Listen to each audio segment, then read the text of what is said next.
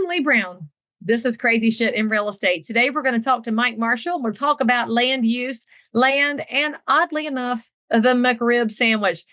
Enjoy the conversation. I'll see you on the other side. Hello, Mike. Hi, how are you? How are you? Doing very good. Thanks so much. Lovely. Thank you for coming on the show, even though I think I see a Notre Dame sweatshirt there. Yeah, I'm sorry if it's offensive. They're just not committed. I just have an issue with the fact that the ACC let Notre Dame in, but only for basketball and not for football. That was a terrible decision when Yeah, I know what you mean. I actually agree with you. But also I went to Florida State, so I've got a little bit of a beef because back in the day, that was the Bobby Bowden, Lou Holtz rivalry. Yeah. And wish we still had some good rivalries, but they're fading in the NIL world, but that's a whole different podcast. All right. Well, hey, thanks for having me. I really appreciate it. You got it. So tell my audience a little bit about Mike Marshall. Where are you located? What do you do in and around real estate? Give them a little bit of background. Yeah, absolutely. It's really not terribly exciting in some respects, but I really came up in the land use and zoning space. I worked in like the zoning departments for multiple jurisdictions, both in California and Texas. And I did that for about 15 plus years. And during that time, I worked on everything from like custom single family homes to 1,200 lot residential subdivisions, medical office buildings, a TV and movie studio campus, all sorts of stuff. But it was all within this space of land use entitlements, and so just like the initial phase of the development process. And so I did that for like 15 plus years, started consulting with developers, doing different projects around Southern California, eventually moved back to Texas, where we're doing the same thing, but we're actually have students that we work with as well, trying to help them really capitalize on this whole entitlement process. And I'm going to guess, just a wild and crazy guess, it's slightly more friendly environment for your work in Texas and in California under today's rules. Yeah, absolutely. That's so true. I mean, like tell people, if you can make it in California, you can make it anywhere kind of thing. And I think that's fairly true. So yeah, for the most part, it certainly is a lot easier. So nothing really trips me up these days. And they're not going to tell me anything that I haven't heard from California. I mean, what would you say in looking at the current climate of land use and not being in California right now, but I know you keep an eye on it having been there. What do you think is the least productive rule they're putting in place, and what should they be fixing to do something about the inventory situation, the land use, the water rights issues? There's so many things that are starting to simultaneously happen. Where should California get out of the way, do you think? I think a lot of it's in the regulation, which is really interesting. I mean, I come from that space and that world, but I see both sides of it. And I just think the regulatory aspects of everything is really where it's at. So in California specifically, you could look at things like the California Environmental Quality Act that really slows down the processing of projects. If you look at California and other places around the country too, there's such a huge shortage of housing, and especially affordable housing, that the government needs to get out of the way so they can get units on the ground. And in these states, the regulations make it very, very difficult, and time kills all deals, right? And so that's what ends up happening. And so they need to be able to do things to streamline the process. And now they're in a reactionary mode rather than a proactive mode. And the regulations that they're putting in place have the potential to really significantly impact existing neighborhoods and communities in really negative ways. And so they're really in a tight situation. It is kind of fascinating to me how many people have a loud mouth on the internet about the cost of housing, and they want somebody to address it, but they look at DC and that's not the answer. The problem is at the boots on the ground local level, and these regulatory burdens, these permits, all these new overlays, they add so much cost, and the public just doesn't understand that it's not greedy developers and greedy builders. It's greedy local government that's causing these problems, because the time cost of the money involved in that. I have one parcel under contract here. It's been under contract for 2 years with the builder, and he's been trying to figure out how to get the city of Charlotte to say yes. While the city of Charlotte's in a housing crisis, they cannot figure out how to say yes. And it's astonishing to look at, because it's not some oddball infill piece. It's not like it's in a sea of concrete. It's a well-placed area at the public municipal water and sewer on good land. Yeah. In Charlotte, it's just a regulatory nightmare. And how many families could have gotten in home ownership at the old interest rates if Charlotte had gotten out of the way? And so now you further driven the gap. So anyway, moving on to Texas, you bring that to one of the hottest growth states in the country.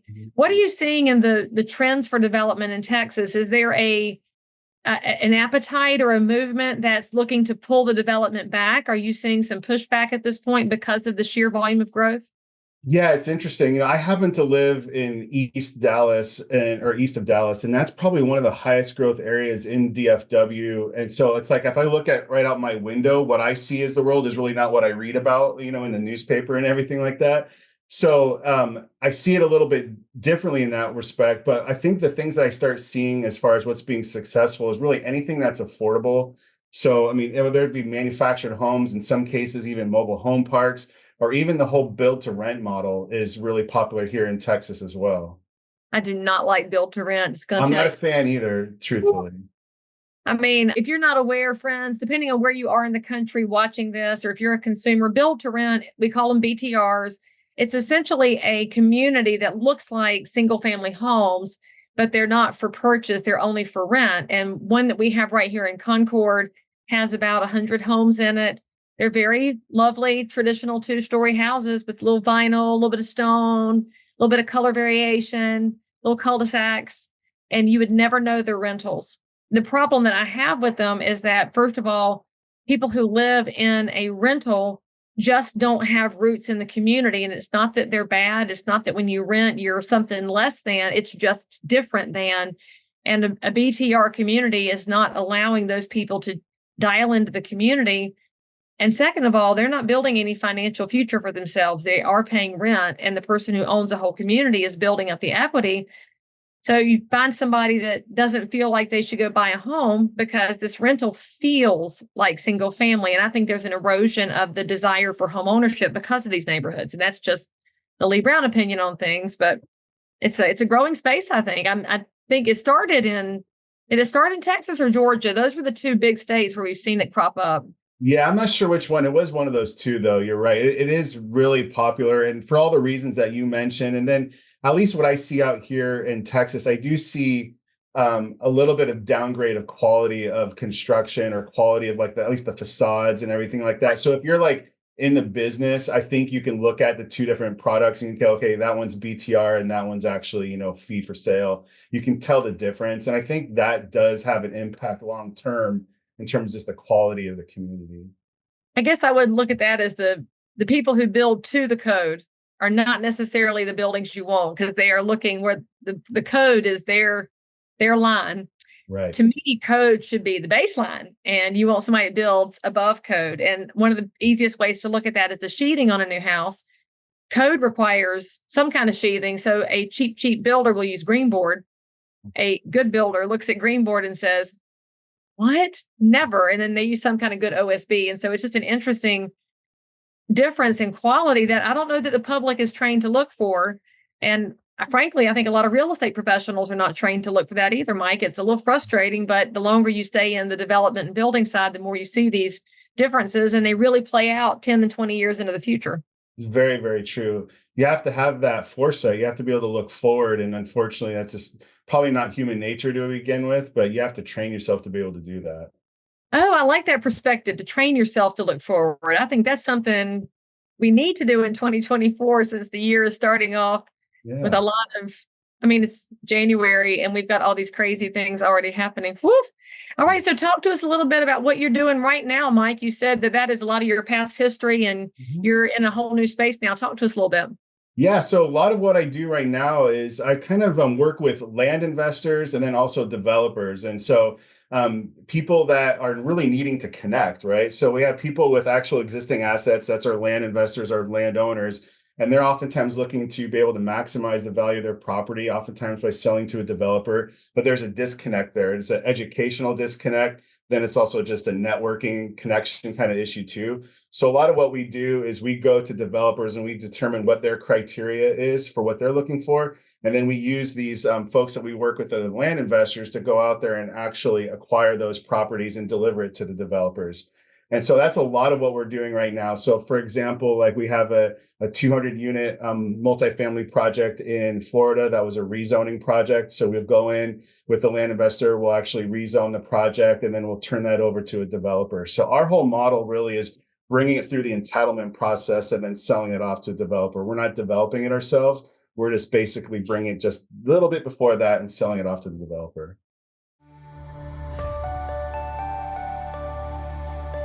Is there a class that you took on the Yes. that's been good for you? I want to hear all about it. Yes. Okay. So I am in the progress of taking your How to Dominate During a Recession class. And oh my gosh, it's just absolutely the best.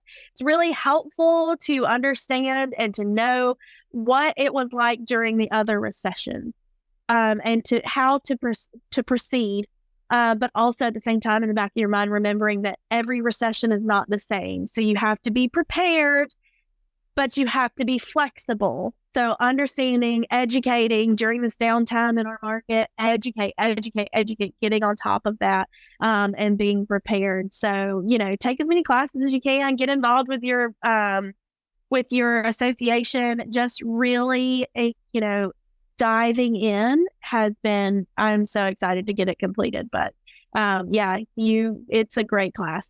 Highly I'm so recommend. glad that you're finding it helpful. And I love what you said too, that every recession is different, because whether the media wants to call it one or not, we know the economy is not feeling perfect right now.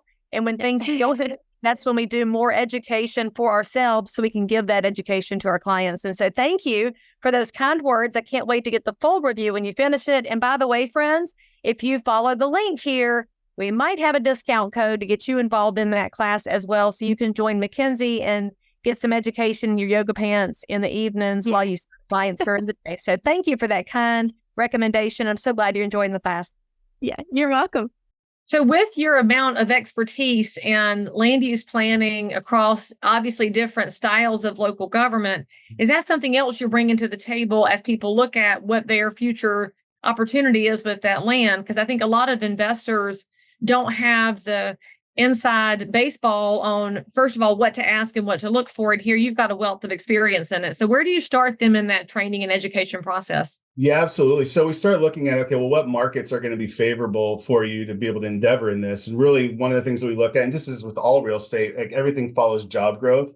And so we're looking at job growth first, then we're looking at housing shortage is probably the second thing that we look at. So there's obviously online resources to be able to kind of hone in on those markets. But then we also start looking at the regulatory environment as well. So like what areas are going to actually be more in line or more favorable for us. So again, like we talked about, California, not so much, maybe New York, not so much. But if you look at like Texas throughout the South, all the way over to the Carolinas, if you're looking at it just generally speaking, that's a really good place to start to, regionally. Then we start narrowing down a little bit further, like I said, regarding job growth markets, housing shortage, et cetera.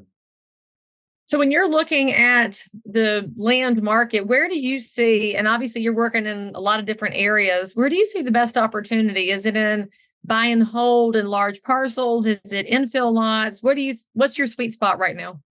I personally love infill lots for a lot of reasons, just because you have existing infrastructure in place. The lots are already graded out. You have a known quantity. You don't have as much of issues with capacity, delivering utilities. A lot of the stuff that is associated with, raw land development, you don't necessarily have all of those things. Now, it's not to say it's all peachy. There are issues for sure. But if all else is equal, I would probably lend more towards that kind of situation. And then also because the zoning will allow for more dense development as well. And so for bang for the buck wise, you're going to get more out of an infill lot a lot of times than you will out in the other areas. So where do you find people that are willing to sell their land? Where are you finding these opportunities? Yeah, we have a few different things. Obviously, a lot of it's broker connections and networking that way. That is certainly the case. But then there's also just new and upcoming platforms that are coming out too. This a lot of these AI-backed platforms that are coming out to be able to help us really rein in on really where the development opportunities actually are. So we'll use some of those tools sometimes too, but it's not used predominantly. Predominantly, we really rely on relationships and networking. That's our prime thing that we do. And this takes a lot of time to be able to build that up, but it's about consistent effort. And that's really what we typically go about doing. We're not doing the AI back stuff as a means to try to shortcut anything. It's just more about, we want to be able to be informed. So that way we're not left out of anything ultimately, I guess. Okay, well, I mean, I'll take that as an excuse. I can't stand AI, and I am No, I agree. just not a fan. Okay. So tell us, obviously, my show is built around interesting angles of real estate and crazy stories. So I'm dying to know, in all your history around real estate and land use, and being in, of course, California. Now you're in the free state of Texas, unless you're in the blueberry of Austin, which is not, it's a whole different game there. I'd love to know what you've seen that was just a moment of, what exactly am I doing here? Holy crap, I'm going into this. We'd love to know the inside Mike story. Yeah, the best one that I could come up with was a lot of what I did. I'm at public hearings. So I'm at planning commission, city council hearings, and I'm presenting development projects. And so this was when I was still working for the jurisdiction. So I'm there and I'm presenting a project. I truthfully don't even remember what the project was at this point, but then there's the public participation section of the whole thing. And at that, you'll get people that'll come up and they'll comment one way or the other about the project. But then you also get some people that are just looking for a place to talk, for lack of a better term. So this girl comes up and she has pink hair cut down to her shoulders. And she starts talking about her plight as a family because McDonald's no longer has the McRib offered as part of their menu. So I guess there's this McRib sandwich that they have at McDonald's that's like a seasonal thing, or they bring back once in a while or whatever. And I'm sitting there in this mindset of like, okay, I'm thinking about my project. I want to answer questions that people have. I want to be prepared. And this girl starts coming up and talking about how her Thanksgivings with her family are ruined because the McRib sandwich is no longer available. And she's like really like pleading with the planning commission to do something about bringing this whole thing back. And I just couldn't believe what we were watching. We've never seen anything like this. And this was really at the advent of like YouTube becoming really popular. So we weren't really keen to the whole concept that she may be setting this whole thing up. And so she ends up having this like 5-10 minute dialogue about wanting the McRib back. And anyway, it gets kind of falls on deaf ears. Obviously, nobody knows what to do about it, but it set the whole conversation off where like nobody else came up to speak about it again. The whole thing was done, and the project got approved, which was great. But at the meantime, you're sitting here looking at this whole situation, like, what world am I in right now? And come to find out, it was kind of like a prank type of thing. But before we knew that, she came back at the next meeting and actually had a song that she sang. And you can actually see the video on YouTube. I just checked; it's still up there, the McRib girl, and it's just hilarious. And it's one of those things that you're in the wrong place at the wrong time. I mean, it's astonishing how far the young people will go for a moment of notoriety on the internet. Yeah. And it just irritates me because your planning and zoning commission is primarily volunteers from the community and a couple of pros. Yeah. They're trying to make thoughtful decisions. And then this idiot walks in the room to get some clicks on the internet and waste your time and energy. And frankly, could derail an opportunity for housing to come into a community. That's insane. Yeah, it's thoroughly disrespectful without any doubt, and just to see how the elected officials that are dealing with that, they have to listen to it. They have to give them their 2 minutes or whatever, but they didn't, comment either way about it at that point. But you're right, the disrespect, not really recognizing the significance of the moment. And so, yeah, that was concerning for sure. Well, needless to say, though, they had a sheriff that started coming to the meetings from that point forward to help mitigate those kind of issues. But they did. And you know what? The fact is we have a mental health crisis in this country, and we need to address that. Yes, ma'am. But we also need to think about there's just so many impacts beyond. It's crazy. Plus, I can't wait to go home and tell my husband this because he loves the McRib. Yeah. I don't think he should eat it because it ain't real meat. It's some factory processed crap that's probably killing him. But he'll listen to me when he realizes the McRib could cause your hair to turn pink and cause you to go to planning and zoning and disrupt a hearing. Have him look it up on YouTube, man. I'm totally going to. Yeah. I'm not going to do it on my phone because I don't want my phone to think that I'm interested in people that go to planning and zoning to talk about McRib. I just can't imagine that you sat there with anything on your face except. Yeah, that's what it was. I just like, is she going to get to a point? Is this coming to some point, or is she just really concerned about this? And she played it off, I guess, to her credit, to a degree. She acted it out fairly well, but it was disturbing. God help us all. The pink hair, purple hair, blue hair people don't generally bring the best and brightest ideas to the table. No, ma'am, they do not.